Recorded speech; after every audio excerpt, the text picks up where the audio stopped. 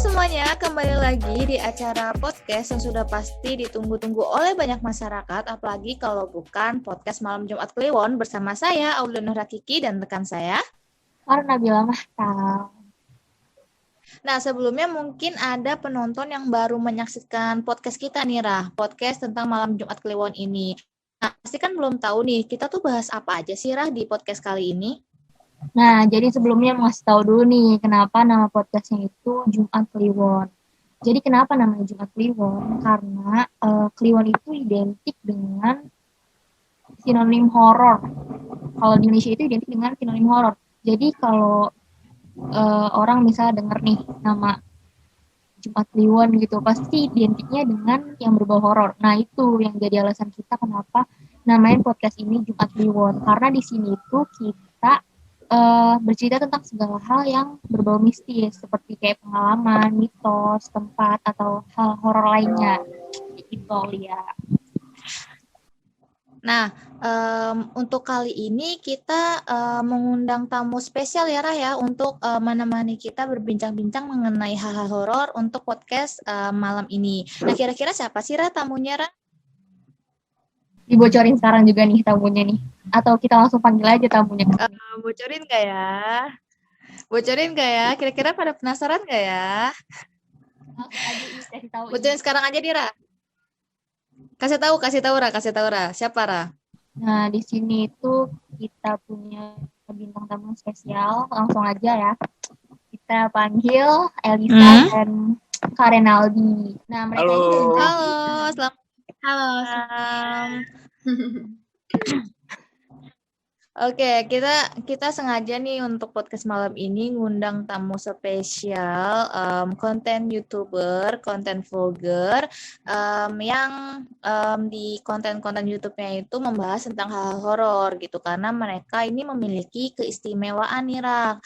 Keistimewaannya itu apa? Nanti kita ngobrol-ngobrolin bareng aja, gimana, Rah? Setuju? Tapi sebelumnya kenalin diri dulu nih, enaknya kan, biar lebih afdol. Karena kan kita tadi cuma tahu nama, cuma kasih tahu nama depannya doang tuh. Ya bolehlah kenalan diri dulu dari Elisa dulu kali ya. Oke, halo semuanya. Kenalin aku Elisa Julianti, pemilik atau konten kreator dari Jurnal Elisa. Salam kenal semuanya. Jurnal Elisa. Iya, betul. Kayaknya agak mirip-mirip channel sebelah ya. Iya. Kalau Kak Renaldi, tahu diri Kak dari channel apa gitu? Halo, nama saya Renaldi Maulana. Saya dari channel Ewing. Yang gelap-gelap gitu ya? Iya. Oh, Suaranya harus berat.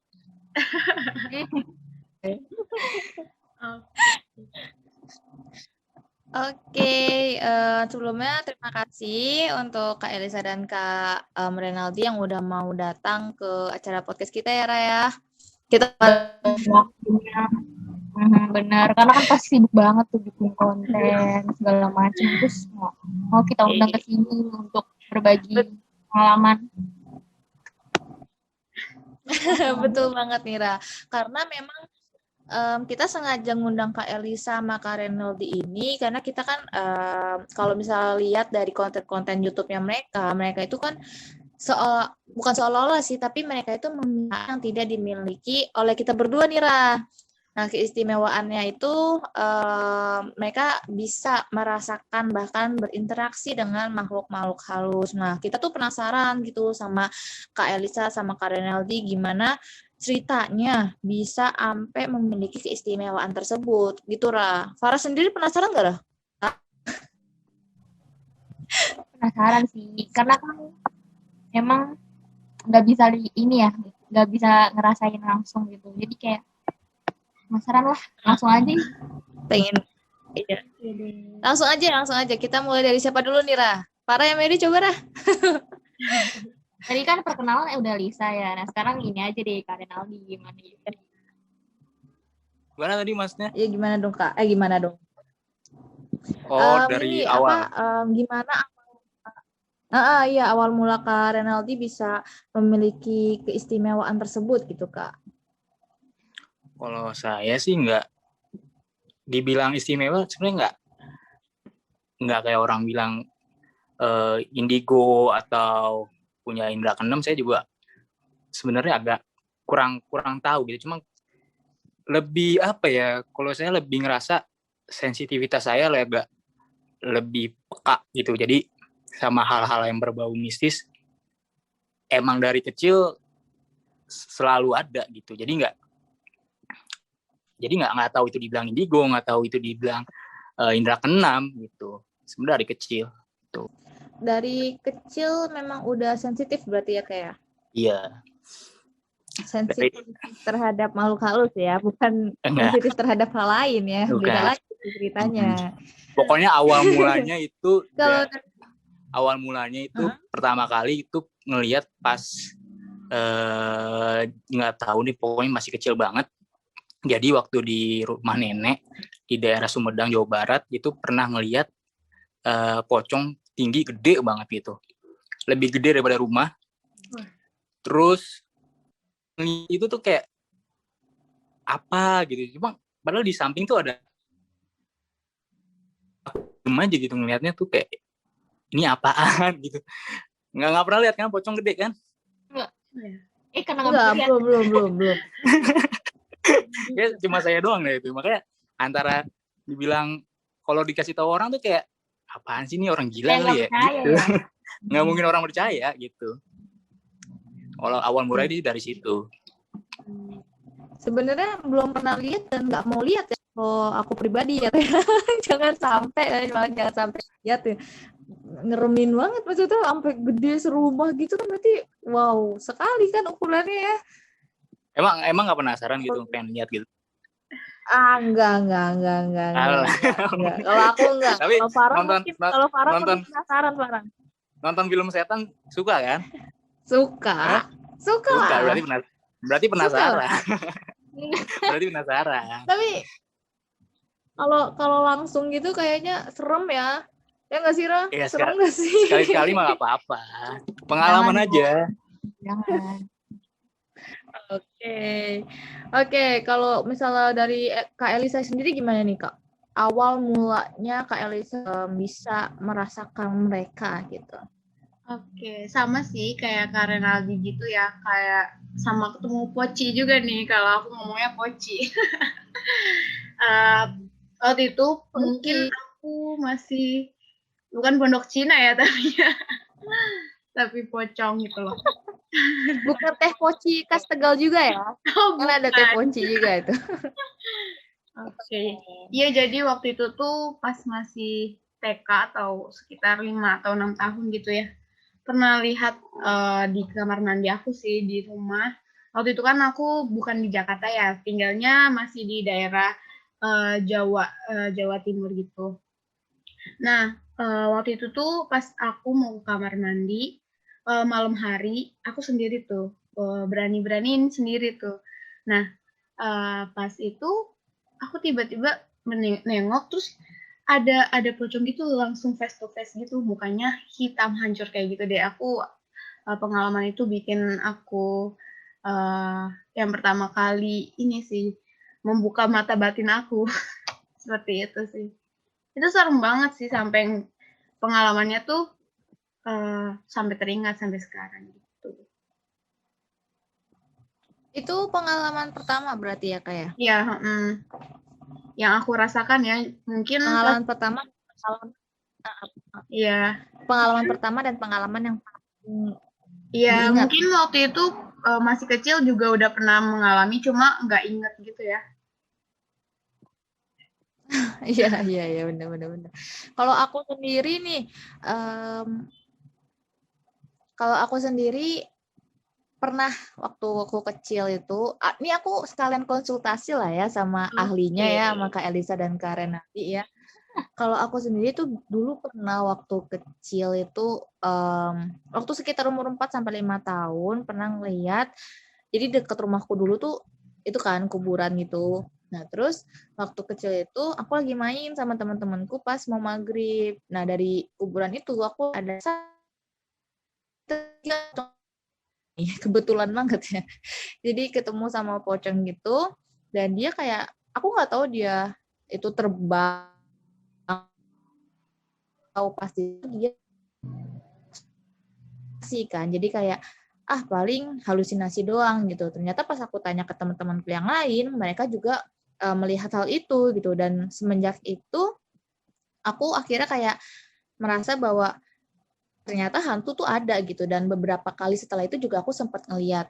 Nah, menurut Kak Elisa dan Kak Renaldi sendiri, apakah orang yang sering lihat itu bisa dikategorikan memiliki keistimewaan sama kayak Kak Elisa atau Kak Renaldi, atau itu hanya suatu kebetulan yang ada sehingga dia bisa ngelihat makhluk-makhluk itu gitu. Gimana Kak pendapatnya? Mungkin dari Kak Elisa Kalau dulu, Kak Elisa. Eh, Atau Kak Renaldi, iya, boleh, gimana nih? boleh. kalau menurut aku sih apa ya? Karena kan yang tadi aku bilang, jadi setiap orang punya sensitivitasnya beda-beda gitu. Jadi agak susah untuk ngebilang itu indigo atau enggak, tapi setiap orang manusia itu punya sensitivitas gitu. Dan tergantung juga lagi kondisinya, lagi seperti apa gitu. Tapi yang aku saranin sih, kalau kamu abis ngelihat kayak gitu atau kayak diikutin, itu sebelum masuk rumah tuh kayak bersih-bersih dulu gitu. Kalau misalnya seorang muslim, baiknya dia tuh wudu. Jadi kayak ngebersihin energi-energi negatif gitu. Kalau menurut Kak Elisa gimana, Kak? Iya sih benar, seperti yang kata Kak Renaldi bilang ya, kalau setiap orang itu punya sensitivitasnya berbeda-beda. Terus juga sensitivitas terhadap hal gaib ini biasanya dipengaruhi sama tubuh kita gitu, fit atau enggaknya. Kalau kita kelelahan, kadang kan kita juga pasti sekedar sekelebat gitu, kadang melihat kayak gitu. Dan juga ini ya pokoknya atau juga ini khayalan dari kita gitu. Jadi kan apalagi kalau misalnya abis nonton film atau berada di kuburan gitu kan, aduh kayak ini ada hantu loh pasti dah. Nah, tercipta deh itu bayangan hantu. Padahal itu dari pikiran kita sendiri kayak gitu sih. Sugesti ya. Iya, sugesti benar. Ya bener sih. Aku juga ngerasain kalau misalnya aku habis nonton film horor gitu ya, terus nyampe rumah sendirian kayak, aduh di pojok ada apa ya, atau aduh di atas ngerasa ada yang apa ya. ngeliatin ya. Iya benar kayak Iya, gitu kan. Padahal nggak ada apa-apa kan. Padahal itu sugesti aja. Iya, makanya berarti menurut setiap orang itu sebenarnya punya kesensitifan tersebut, cuma tergantung dari orang tersebut gitu, apakah sensitivitasnya itu tinggi atau tidak, seperti itu ya Kak ya? Iya betul. Oke, sekarang kita setelah tadi bercerita tentang keistimewaan dan kejadian-kejadian yang pernah dialami Kak Elisa dan Kak Renaldi, kita beralih topik sedikit nih, tapi masih berhubungan dengan hal-hal mistis juga nih. Kira-kira apa tuh topiknya Rah? Apa coba tebak? Tadi kan di sini nggak bahas tentang mitos. So serius ya ngomongnya ya. Jangan serius lah. Karena kan memang budaya di Indonesia ini nggak bisa dihilangin tuh ya dari mitos-mitos yang ada. Cuma memang mau nanya nih sama Kak Elisa dan Kak Renaldi. Mitos itu sebenarnya ada kaitannya nggak sih sama yang berbau horor gitu? Atau memang ada berbagai macam mitos yang emang ada kaitannya dengan horor dan ada yang enggak gitu? Nah itu gimana tuh Elisa dan Kak Renaldi? Gimana nih? Jawab dari siapa ya? Elisa atau dulu ya? Elisa boleh. Oke, kalau menurut aku sih untuk mitos-mitos gitu mungkin lebih ke apa ya, untuk mewaspadai diri kita aja gitu ya. Kadang juga mitos itu berkaitan dengan hal-hal logis juga ya. Seperti kalau di mitos ini yang di pantai selatan itu nggak boleh pakai baju hijau gitu ya. Itu kan berkaitan dengan kalau berenang atau nggak terseret ombak itu nggak kelihatan gitu ya. Jadi ini sih mitos itu hanya kewaspadaan diri kita gitu sih menurut aku. Pasti bener sih, kayak misalnya kan kita mungkin ya kalau dari mitos yang nggak boleh pakai baju hijau di pantai selatan itu kan karena dibilangnya kan takut ini ya digeret sama Iya. Toro. Cuma kan Iya memang sama mungkin keluar gitu. Itu membuat benar-benar biar anak nggak keluar malam aja gitu. Iya. ya benar kan memang mungkin ngejauhin dari kan ombak itu kan warnanya biru ya mungkin kalau pakai baju yang agak mirip dengan warna biru nanti takutnya keseret atau gimana gitu ya kan kayak gitu. Nah terus menurut kalian Aldi gimana nih? Tadi kan bertanya tentang mitos. Kalau mitos sih 50-50 kali ya. Bisa dibilang agak sangkut pautnya buat mawas diri itu. Bisa dibilang emang pure karena ada hal-hal seperti itu gitu. Tapi kayak misalnya kalau aku ya, karena aku kan ada keturunan gitu. Ini kata ini ya, kata kakek gini ya, dan kata orang. Jadi kayak katanya keturunan Prabu Siliwangi gitu. Jadi ada yang ngejagai. Kalau ada orang nih pernah temen aku, dia datang terus aku bilang kan, awas ini ada macannya. Macan tuh maksudnya ada terus dia bilang iya tuh ada di mana. Aku cuma ini doang ngetes doang nih orang bener apa enggak. Iya di garasi. Itu dia tuh ya kakaknya juga sensitif gitu. Jadi dia tahu walaupun misalnya dari jauh kakaknya, oh nih orang ada yang jagain gitu. Ya. Oke. Kalau misi sih emang masalah kebudayaan ya. Kalau dari sangkut pautnya turun temurun sih emang ada, itu yang aku rasain sih gitu. Oke, kalau misalnya menurut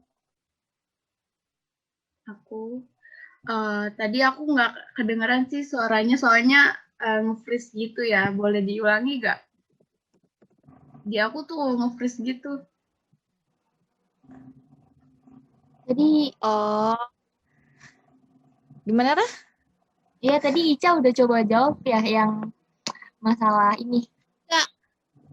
Aku mau minta pendapatnya Ica itu tentang ini Rah, tentang apa namanya kan kalau Ica sendiri gitu ada mitos yang dipercaya, maksudnya kayak apa ya, yang Oh ya salah satu Ica yang lakukan gitu. Ada nggak, Cak? Kalau aku sih mungkin ada ya. Yang pastinya kayak berkaitan dengan perempuan gitu ya.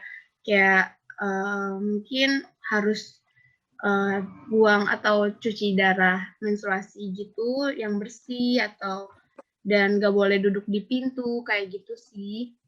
Kayak pasti kan itu mitos tapi emang ada hal logisnya juga kan kayak kalau yang menstruasi itu untuk kebersihan juga gitu dan untuk yang misalnya nggak boleh duduk di pintu di samping pintu itu karena ya menghalangi jalan gitu kayak gitu sih untuk mitos-mitos yang aku percaya kayak gitu.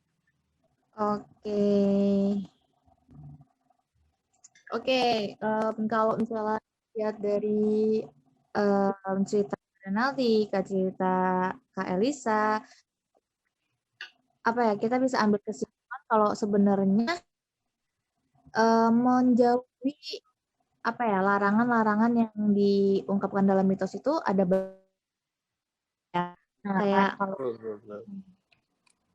bener. ya tadi nggak boleh Kenapa yang perempuan nggak boleh duduk di pintu memang karena kan kalau pintu itu kan memang jalurnya orang masuk keluar gitu ya kan. Iya. Jadi memang Jadi ada beberapa mitos yang emang masih bisa masuk di logika kita gitu. Jadi mungkin lebih baik juga dijalanin kalau memang itu baik gitu. Tapi kalau memang yang nggak masuk di logika juga bisa aja kita jauhi gitu kan, tergantung pribadinya masing-masing kayak gitu. Kadang emang kadang ada mitos yang nggak sesuai logika gitu, ada aturan yang sesuai.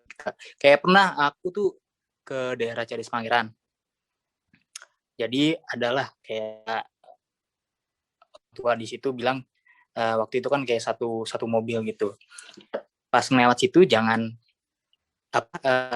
tutup matanya ya, jangan dibuka. Nah,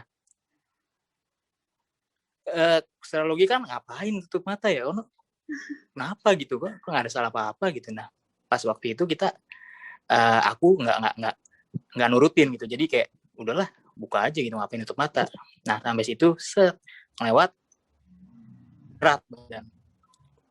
Ya, kalau udah berat gitu udah disuruh udah kamu wudu, makanya jangan ngeremehin, jangan ngebantah gitu. Jadi kayak lebih baik dipatuhi gitu aja ya Kak. Iya, aturannya gitu.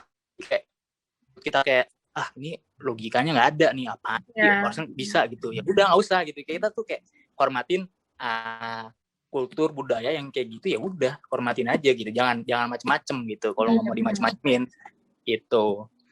Menghormati budaya juga kan. Kalau kayak kan misalnya datang suatu tempat ya emang lu harus sopan gitu. Karena kan kita jadi tamu kan, bukan. Iya. Nah, karena ya yang udah di situ tuh umurnya jauh ribuan tahun lebih lama dari kita. Iya benar. Ya menurutku juga kalau misalnya itu tidak merugikan ya apa salahnya dituruti gitu kan. Tidak merugikan kita. Tapi karena ada anak muda tuh suka ngeyel. Iya, ngeyel. Penasaran aja ya kan dari podcast. Tapi ujung-ujungnya mereka juga ini jadi korban. Nah, semoga orang-orang yang lihat podcast kita kali ini gitu, perhatikan berlangsungnya podcast kita kali ini jadi lebih tahu, lebih awas tentang bahwa menjauhi larangan-larangan di mitos itu tuh nggak ada salahnya gitu. Kita juga harus menghormati kebudayaan yang ada, apalagi kalau misalnya kita pergi keluar kota gitu, bukan ke tempatnya kita gitu. Ada adat istiadat yang istilahnya memang harus dipatuhi gitu. Bahkan penduduk setempat pun melakukan itu. Kenapa kita sebagai tamu malah bisa dibilang berani untuk melanggar tersebut? Desa Penari itu kan? Iya tuh yang heboh banget ya. Iya. Itu remaja-remaja yang agak susah diatur, kayak gitu akibatnya. Akhirnya mereka terpenjara. Terkenal kan? Memang udah ada ininya langsung kan, buktinya kan.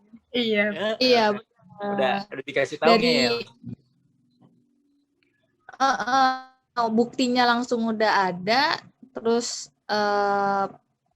dengan menonton podcast kita ini, menyaksikan podcast kita ini makin memberikan pengetahuan tentang nggak ada yang misalnya kita jauhi larangan-larangan dalam mitos tersebut, seperti itu. Nah, kebetulan karena waktu kita sudah menipis ya, waktu podcast nih, bukan waktu kita loh, ya ampun. Aduh, Nauzubillah, masih jauh. Jangan sampai. Padahal belum diceritain semua nih. Aduh. Ya, berhubung waktu kita sudah sedikit, sudah berada di penghujung acara, aku mau minta kata-kata mutiara kali ya dari Kak Elisa dan Kak Renaldi sebagai closing statement di podcast kali ini untuk masyarakat yang penasaran tentang hal-hal mistis, apakah kayak memberikan wejangan atau memberikan pengetahuan bahwa sebenarnya gimana sih menanggapi tentang hal-hal mistis cara tersebut. menyikapinya. Mungkin dari Kak benar. Mungkin dari Kak Kenapa? Iya, karena dia atau yang bisa terserah. Oke, dari aku boleh. Dari siapa nih? Sweet. Tweet. Duluan. Bener Elisa duluan, Elisa. Oke, dari aku ya.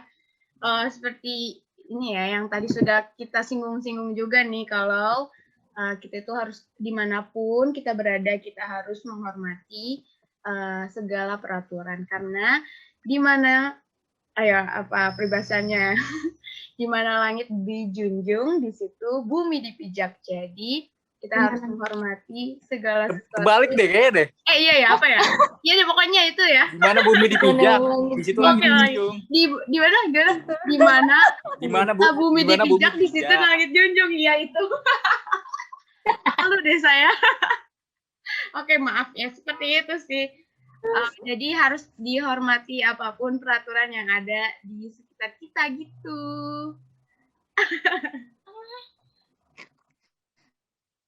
Ya, kalian lagi nih, boleh.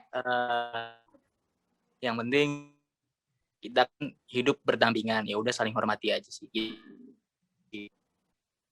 Oke, terima kasih untuk closing statement dari Kak Elisa dan Kak Renaldi.